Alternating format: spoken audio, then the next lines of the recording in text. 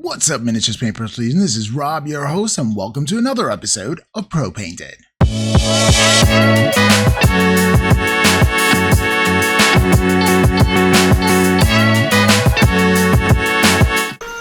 All right, we're going to Nova Open.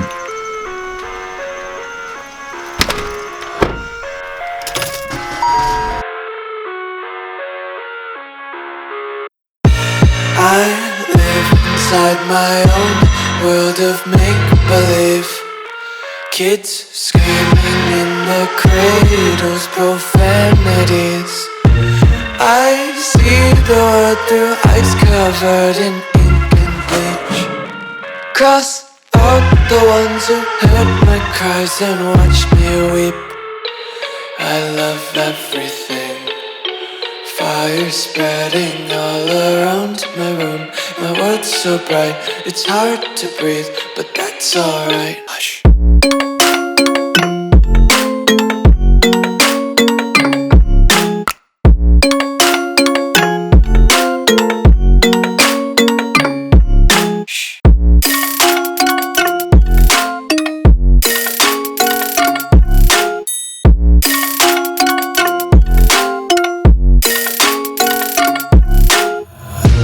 Take my eyes open to force reality. All right, welcome back, folks. We are here with Izzy Sanchez, but a phenom, and I would call a pro painter. Professional painter being that he's giving classes here at the Nova Open. I'm so lucky to get an opportunity to interview him. So if you were to introduce yourself to the larger community, how would you introduce yourself? Well, thank you, first of all, Robert, for doing these. And I'm very honored that you want me in your podcast and to get an interview from me. I really appreciate it. And hi, guys, I'm Izzy Sanchez, Izzy Painting Studio. If you recognize me, I'm for my towel. That's what a lot of people know me for. I'm a hobbyist, I'm a painter, and I'm also a gamer. I love to play the game. Usually it's only 40K, but I like playing all the games, but I don't have enough time, right? Yes. I'm a passionate hobbyist. I started when I was little, since I was like 6 or 7 years old. Wow. And then I went through my years of college, and I shut down a little. And then I come back around my late 20s into the hobby in 5th edition and for Warhammer 40K. I'm also a video gamer, so I like all that. Nice. Right? And I love sci-fi, of course, and that's how I would describe me. I'm like into all these pop culture niche sci-fi and all this realm of hobby, right? That is this world. Oh, definitely me too. So you said you started at 6 years old? Pretty much. Yeah, tell me how you got into that. So funny story is that my mom used to own a boutique in my hometown, right? Mm-hmm. And in that street, we had a toy store next to her boutique, like probably 2 stores down, right? Beautiful, huge toy store.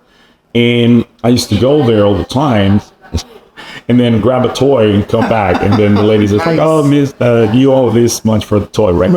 And then for whatever reason, in the toy store, they start carrying fine scale modeling, like models, right? Mm-hmm. And I started, back in the day, I remember watching the second Star Wars. Oh, yeah. And I kind of got into that notion of like big ships and big starships. And in the shops, I started looking at battleships, right? And I guess in my brain, I relate battleships with starships. So I started grabbing those and taking them to assemble. But at 6 years old, you know nothing, right? And I started using Elmer's glue to put them together. Of course. Of course, it was a horrible error. I did a horrible job. But after that, that passion just kept growing on me. And then I jumped to better models. And in my hometown in Mexico, in Puebla, there's a huge community of fine scale modelers, right? So I was lucky enough to find stores in my hometown that they were carrying like all these amazing brands of fine scale modeling. It's like Tamiya, Hasegawa, all these beautiful things. Yeah. And then they start teaching me a little, right? But before, it was only for the adults, like the kids. You could get into it, but it was more for the adults. So when I was there and asking for advice, the owner of the store was like, oh yeah, I could show you these, I could show you that, but he was very reserved because he didn't thought a kid could put all that effort and all that time into, something that delicate. Yes. But I tried. Funny story also. Last year I went to Mexico. I went to the store that Oh, wow. still there after, I want to say like, I don't know, 25, almost 30 years. It's amazing. And I say hi to the owners, which are the same owners. Of course they're older, but now it's a beautiful couple.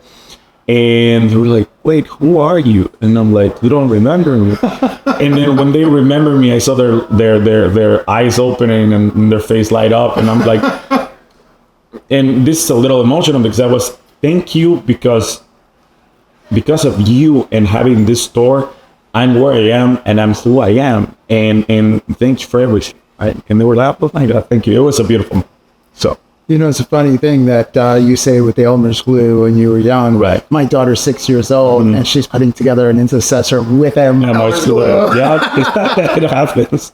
So how did you know that you were going to take miniature painting to the next level, to be serious, to be competitive with it? When it became serious? So there's artists have, I don't want to consider myself as an artist, but I guess you can. You are. Thank you. But it's a learning curve, right? You always have learning curves of things. And I guess when I started the hobby, I just wanted to do just play with the models, right? So I was taking care of, because I'm a perfectionist and I understood like the basics of hobby modeling. So I approached the armies with that idea, right? But I just wanted to play with the models, right? And the ones that were like fine scale modeling, and I was creating, I don't know, maybe assembling a tank or something. I was taught to follow the historical approach, which is to follow the original colors that the miniature has in real life. Okay. It's a tank from the Ardennes from 1945, has to have this color, this marks, etc., etc. Exactly. But I wasn't aware of the shadows, of volumes, of colors, of other things that more complicated miniatures have. And then when I moved here to America, I started, before in Mexico we had white dwarfs, right? And that's where I started playing 40K. But back in the day, I actually hired other people to paint my miniatures. Okay. And they were painting them kind of in the same institutional way of heavy metal, like flat painting, a lot of edge highlighting, which is beautiful. It's very valid. But when I came here, one of my mentors, one of the managers of Games Workshop, started helping me. And I was like, hey man, I want to paint them like these. I want my Tau, because I play Tau. Yes. I want them to look like these in the white dwarf. It's like, okay, I could help you with that. And then we started developing a technique with airbrush, right? And he actually helped me to develop that technique with the airbrush, right? And then from there, I, started reading a lot of books from art. Actually, I have a really good one that I recommend to everyone, and this is in my class. Ooh. It's about color and light and all that, right? Volumes in color, how to use color to your advantage, how to use light to your advantage, and understand physics. And then you start integrating all those things that are basic techniques or principles in art, right? And I keep learning more things and more things and more things and applying them to my miniatures, right? And to my army, and making them better, more complicated if you want. And that's when it was not about winning a painting competition. It was not about winning specifically something. It was just the need for my army to look better for myself first. And then, of course, once it starts looking better, you go to a tournament and suddenly you're winning best painted, right? Yes. And then you develop a taste of like, well, I want it to be better and I want to go to a bigger tournament and win best painted as well. Mm-hmm. So it is not a career. It's not a race against somebody else. It's a race, I don't want to say against you. Yourself, yeah. But to make yourself a better artist or a better painter, a better hobbyist, right? So there are so many styles. You mentioned heavy metal style. Of course, it has the light all over. Mm-hmm. I kind of like to use single light, and then I like those. But what would you call your style of painting? So I would say I use an approach, a volumetric approach, with the kind of in between a graphic novel idea and also a very historical approach in the way of weathering and how damage and weathering works with vehicles or miniatures in general, right? So it's a hybrid of all those three, I want to say, right? Because I'm very influenced by the artists of comic books. Yes. How they use the lights and the super vibrant colors. I try to paint with a very vibrant palette of colors, but I also like the historical approach that makes things look realistic, right? Yeah. So it's a hybrid in between. Yeah, definitely. Where do you get your inspiration from? Is it from the historicals? Is it from those things, or is there someone that inspires you?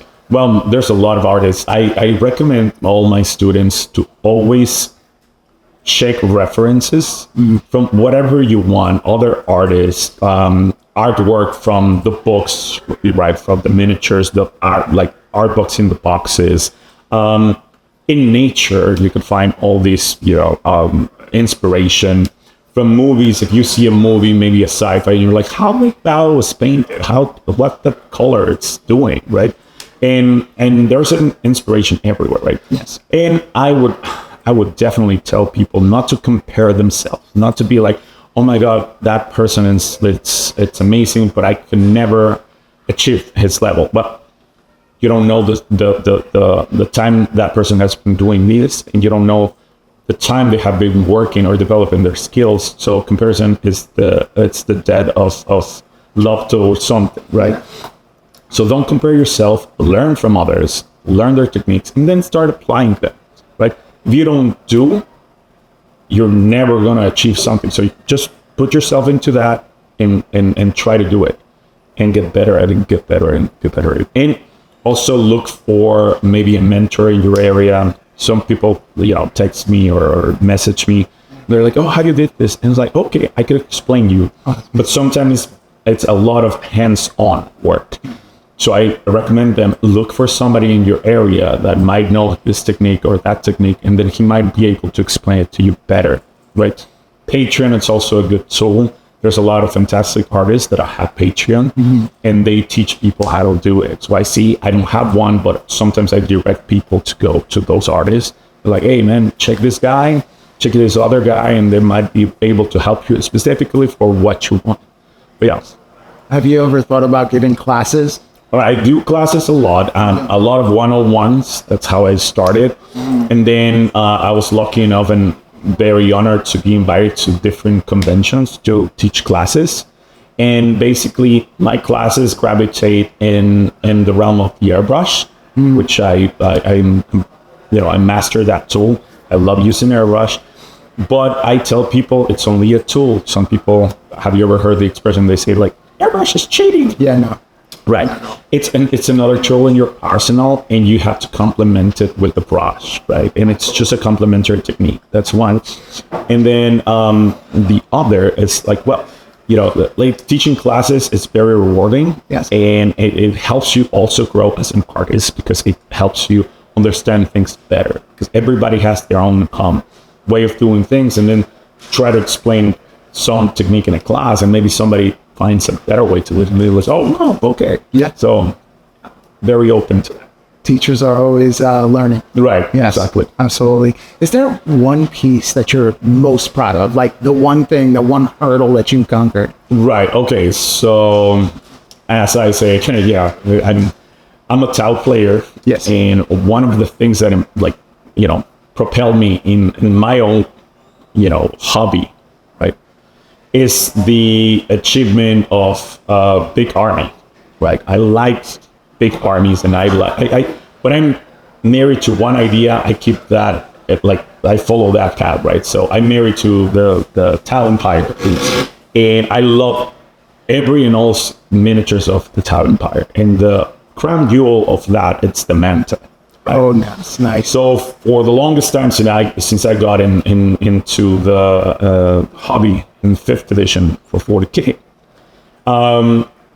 they launched this beautiful model that's 35 pounds of pure resin, right?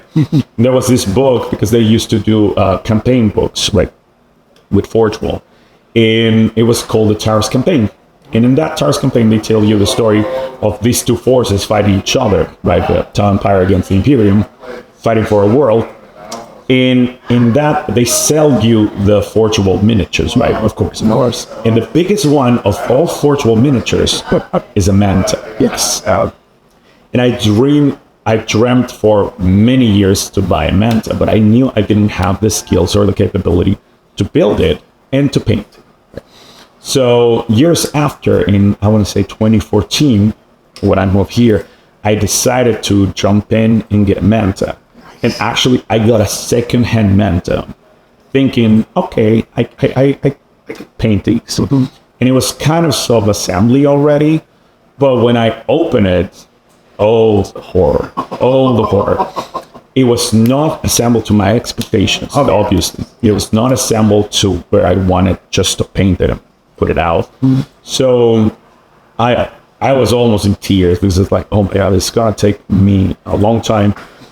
And I still didn't have, I have enough expertise with models, but I didn't have enough expertise to tackle it. So it was left it there for maybe months or years, or learning how to and forcing myself to learn and do it. So I reconcile with myself and be like, you know what, do it, because you really want that thing to be in the table, shooting other people's armies, right? And I put hands on, and that's one of the most rewarding experiences in my hobby career that I ever had, right? And that was my first Manta, right? Yeah. And then from there, I have built 4 Mantas. I have 2 more in the studio, so it has been like a snowball. And after that, I was confident enough to tackle other Titans, which I love painting, Forgewall Titans, Warlords. I just recently, yesterday, we delivered a Reaver Titan for a client. Yeah. So, yeah. That's amazing. But the Manta was like the crown jewel of my collection for a long time. I just started the Supremacy armor for my talent. I love Tauners. Yeah. Tauners is my favorite because before only the Manta existed, and now the Tauner came like in, I want to say 2017, give or take. Yeah. And I fall in love. I love mechas. I grew up with Gundams. I grew up with Robotech, and the Tauner is everything I wanted for the Tau and more. So is there any technique that gave you the most trouble conjuring? A lot of techniques, carry different grades of difficulty, right? And it depends on the person, but I think if you put enough effort in something, you could achieve the desired result. However, I want to say a lot of people is like, oh, you have a lot of talent. I don't. And when I'm in the company of all these painters, like in this convention, I feel, and this, I'm not trying to be like humble or like, fake humble. No, I know who I am. I know where I'm sitting. And I know the commission work has helped me so much because I do all this repetition over and over and over and over again. And maybe a technique that had a sync on someone in weeks or days, for me, maybe take months or even years to actually click. I kind of, the phrase fake it till you make it. That's right. So I try to do it, and I'm like, try to do as best as possible. And then one day it's like, oh, it was this way, okay. And then I keep polishing and polishing and polishing till the point that I am now. But I would say I'm a master of airbrush, but it took me a long time to actually master it to the level I am now. But I don't want to say it's because I'm inept. It's just there's a learning curve, and sometimes you keep incurring in the same mistakes for the same, you're doing this way, and then you're blocking yourself and not seeing other techniques or other approaches, right? And it's when you open your mind and you're like, oh, so why I don't try to integrate these on these and just try things, new things, and that would open a lot of different possibilities.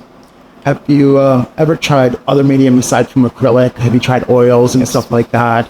What's your experience with that? So, for example, in airbrushing, you could even use oils through airbrush. I don't necessarily recommend that, but the other type of paints in with the airbrush is the enamels, right? But they're harder to work with because you will need to clean your airbrush a little more constantly because enamels actually have the very strong adhesive in the paint, right? They bond chemically to where you put them, right? That's why you need to use a mask when you use them. Yes. And those are more traditional for like fine scale modeling. And basically they're like flat color, specific colors, and they're great. They're great for what they are, but I tend to gravitate to acrylics more than that, enamels with the airbrush. With the brush work, I use oil washes. I'll use some oil paints sometimes. I even use pencils that are like the graphite pencils, and you could also work those, to your advantage and do some fine detail in miniatures, right? And enhance certain details. So all of them are tools in your arsenal, and that you can use to paint better, right? Faster, with different techniques. Yeah. So, do you have any other creative hobbies do you do, or this is it? Do you have other things that you create? Not necessarily. I mean, I guess my full time and my full world gravitates in the hobby realm of miniature painting. Yes. But I for the longest time I wanted to jump into canvas painting. I want to learn that technique, and I want to paint obviously with oils. There's acrylic oils. There's like oils. I don't know what the difference. But I want to learn how to paint the canvas because you could integrate those into a diorama. Yes. You could integrate those in like a competition piece. And it's fantastic. And I think I have the freehand ability to do it, but sometimes my imagination does not go that far. So again, I have to find a lot of references. And it's not that, I'm going to copy something. You could kind of like be inspired by it and then apply it on your own terms, right? On whatever you want. But yeah, I want to do that. I guess I love cooking too. And with my wife, we cook a lot. She cooks Russian, I cook Mexican food. So it is a lot of fun, I guess. Yeah. I love photography. So part of how your miniatures look at the end of the day has to be with photography. So a lot of that has to do with how you photograph your miniature, and that's an art on its own. Yeah. And it's like I tell people, or I give this example, you might have the same beautiful person, right? The same beautiful model. One with a bad lighting in a bad photograph, and maybe another one with a fantastic photograph. And they're kind of in the same realm of, percentage of beauty, if you want to see it like that. Right.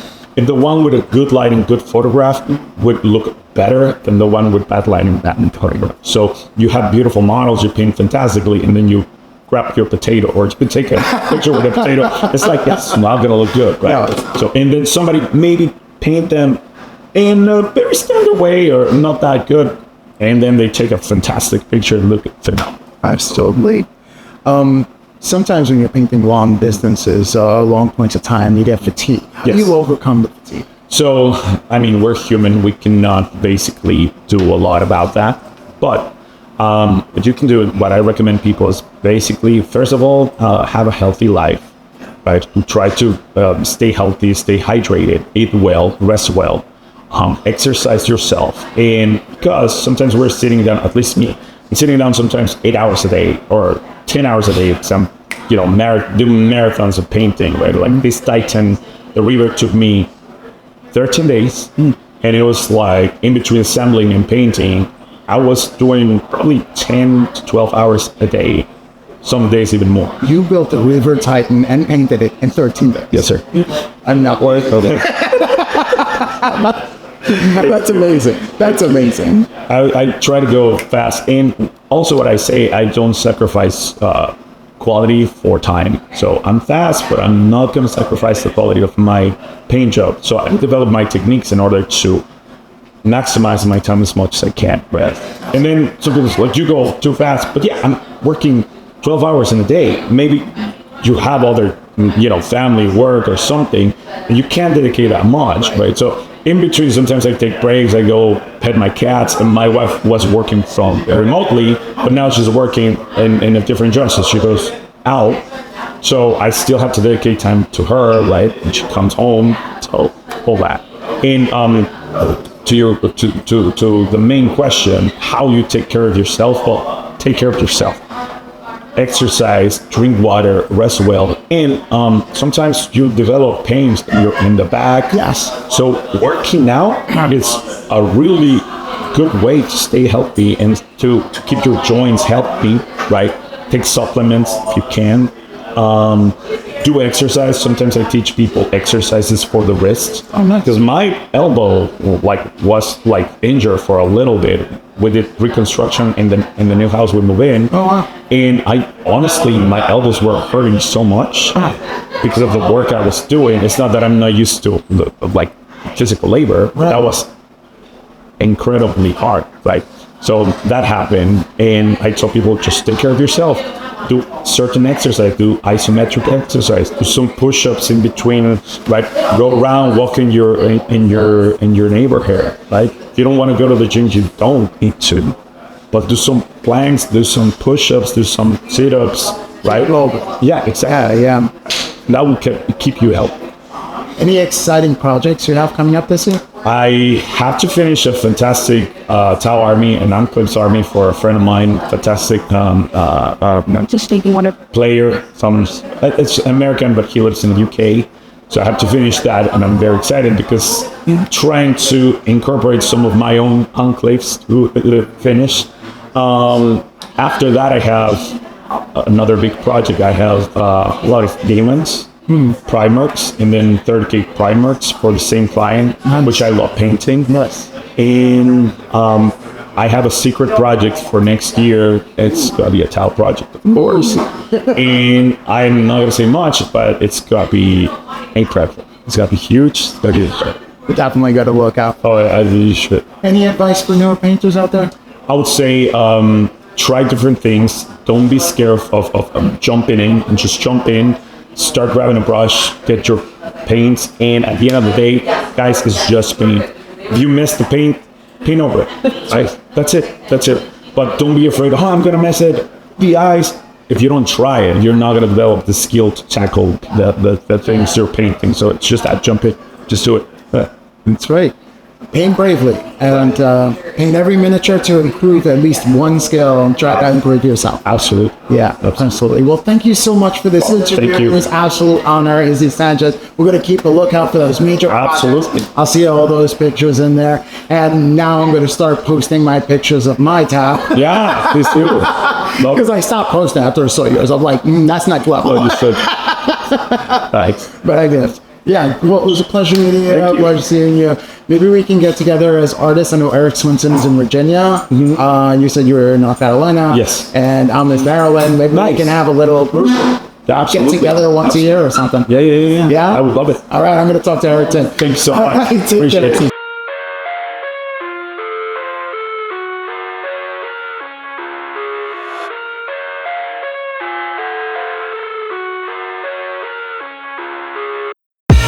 I live inside my own world of make-believe. Kids screaming in the cradles, profanities. I see the world through ice covered in ink and bleach. Cross out the ones who heard my cries and watched me weep. I love everything. Fire spreading all around my room. My world's so bright, it's hard to breathe, but that's alright. Hush.